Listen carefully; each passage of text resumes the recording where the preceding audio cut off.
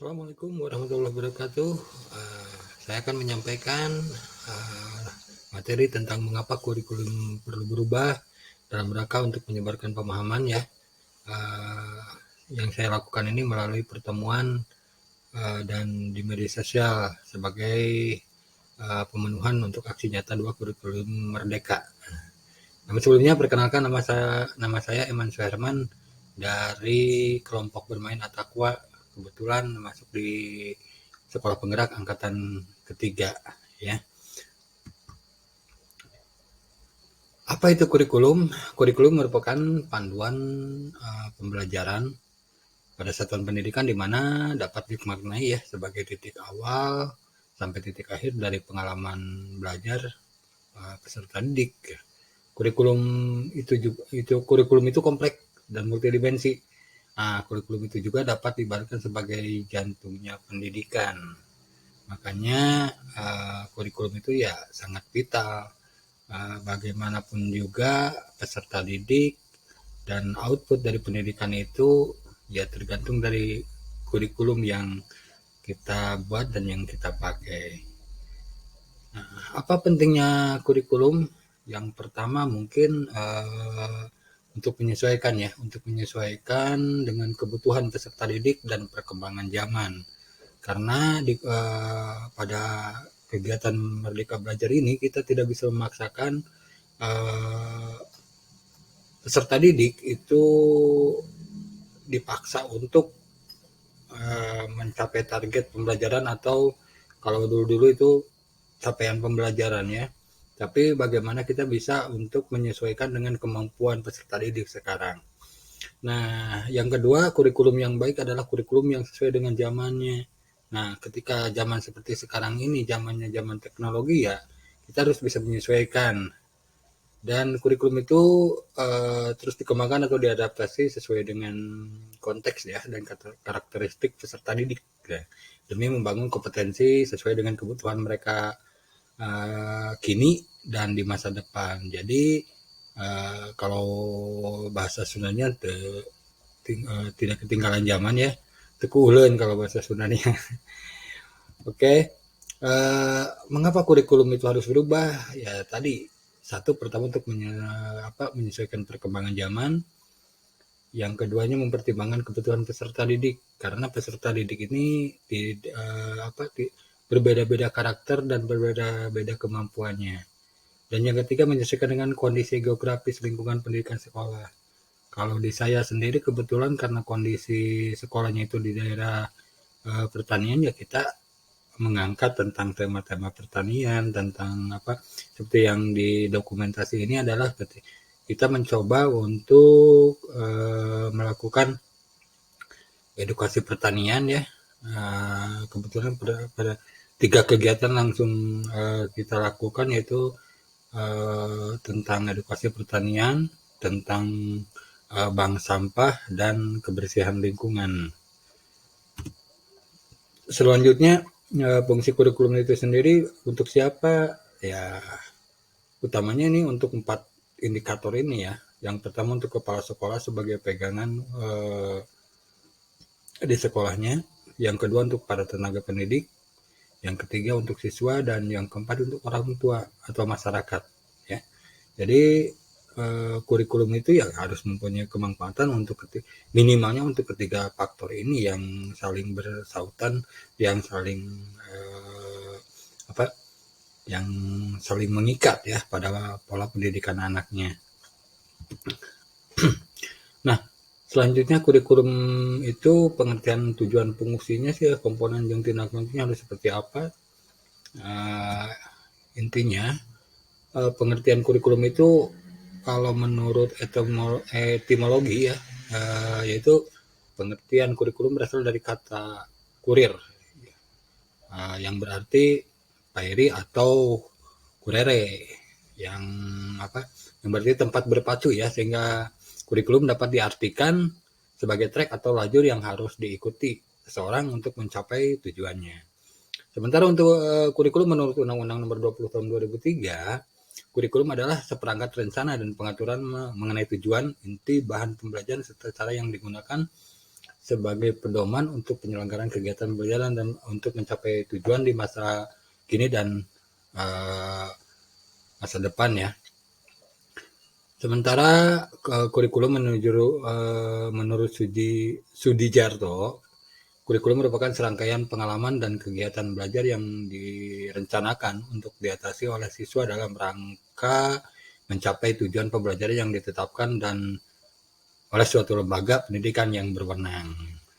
Itu pengertian kurikulum menurut 3 pandangan, yaitu menurut etimologi, menurut Undang-Undang Nomor 20 Tahun 2003 dan Sudijarto ya. Tujuan kurikulum itu untuk apa ya? Pentingnya saya mengangkat ada 4 tujuan kurikulum yang sangat vital. Yang pertama yaitu yang kedua adalah sebagai alat pendidikan untuk menghasilkan siswa yang berprestasi. Ini poin pentingnya. Dan yang kedua, siswa mengerti sistem pendidikan yang diterapkan sehingga bisa memutuskan pendidikan yang ia inginkan untuk ke jenjang selanjutnya. Jadi ketika kita memakai kurikulum seperti kurikulum Merdeka, diharapkan itu siswa itu jadi paham akan dirinya sendiri, paham juga akan potensi dirinya. Yang ketiga, tujuan kurikulum ini untuk pemerataan pendidikan dalam suatu negara ya. Jadi si kaya dan si miskin sama-sama untuk merasakan dan mendapatkan pendidikan yang sama gitu. Nah, yang keempat, membimbing siswa agar menjadi pribadi yang cerdas, kreatif, inovatif, dan bertanggung jawab. Nah, outputnya nanti tadi di poin kedua bahwa si peserta didik dia bisa memahami dirinya sendiri, membaca dirinya sendiri sehingga dia bisa memutuskan ketika dia keluar dari kelompok bermain, misalnya dia akan saya ini masuk TK atau masuk RI, itu sudah bisa oleh dirinya sendiri itu untuk memilih ya, untuk memilih. Ataupun nanti kalau selepas SD dia masuknya mau kemana, dan selepas SMA juga ketika dia mau kuliah mau ambil jurusan apa, ketika siswa sudah bisa membaca dirinya sendiri, itu yang diharapkan nanti agar siswa itu tidak bosan dengan pendidikannya dan pendidikan itu menjadi suatu hobi ya.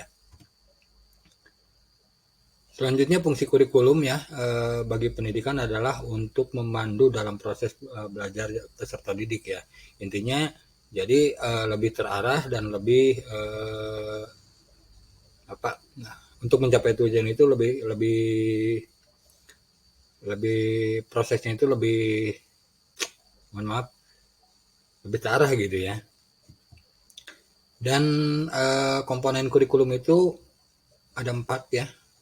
Tujuan, materi, penilaian, dan interaksi kegiatan belajar mengajar. Itu komponen kurikulum ya yang harus dipahami. Dan yang selanjutnya rencana tindak lanjut bagaimana mewujudkannya. Pertama yang saya lakukan adalah melakukan kerjasama. Kerjasamanya yaitu kalau saya sebagai tahap awal kita melakukan kerjasama dengan komponen masyarakat ya, dengan orang tua, keterlibatan orang tua di sekolah seperti tadi kegiatan tadi juga ketika melakukan edukasi pendidikan tentang bank sampah, tentang pertanian, dan kita libatkan orang tua dan bagaimana orang tua itu bisa mengajarkan anaknya sebelum nanti kita kita lebih mengarahkan lagi ya, lebih mengarahkan. Jadi keterlibatan orang tua itu kita sering melibatkan dalam hal-hal seperti itu, termasuk juga ketika di kelas kita ada momen-momen khusus ketika orang tua itu harus bersama dengan anaknya dan bagaimana membimbing anaknya melalui karakteristik dan cara yang berbeda di masing-masing, karena masing-masing itu punya karakteristik dan cara yang berbeda. Nah, yang kedua kita rencana tindak lanjut yang untuk mewujudkan itu kita menempatkan sisi prioritas ya. Jadi menempatkan kebutuhan pendapat, pengalaman, hasil belajar peserta didik sebagai pengembangan kurikulum. Jadi prioritasnya itu yaitu menempatkan kebutuhan pendapat, pengalaman, hasil dari belajar para peserta didik sebagai pengembangan kurikulum. Nah, Dengan konsep dikembangkan dan terus dikembangkan, ini saya yakin akan terwujud ya, akan terwujud karena apa? Kita bisa memahami kebutuhan peserta didik dan peserta didik bisa membaca dirinya sendiri dan menyesuaikan dengan pembelajaran yang kita berikan. Kenapa saya sampaikan tadi ya? Kenapa saya sampaikan bahwa pendidikan itu harus banyak melibatkan pihak-pihak lain untuk mewujudkan, karena ada 3 pilar pendidikan. Yang pertama rumah, sekolah, dan masyarakat. Ketiga komponen ini harus bekerja sama untuk mendidik anak menjadi pribadi yang bisa membaca diri sendiri dan belajar itu menjadi satu hobi untuk dirinya sendiri. Oke, terima kasih. Hanya itu yang bisa saya sampaikan. Salam Sekolah Penggerak. Assalamualaikum warahmatullahi wabarakatuh.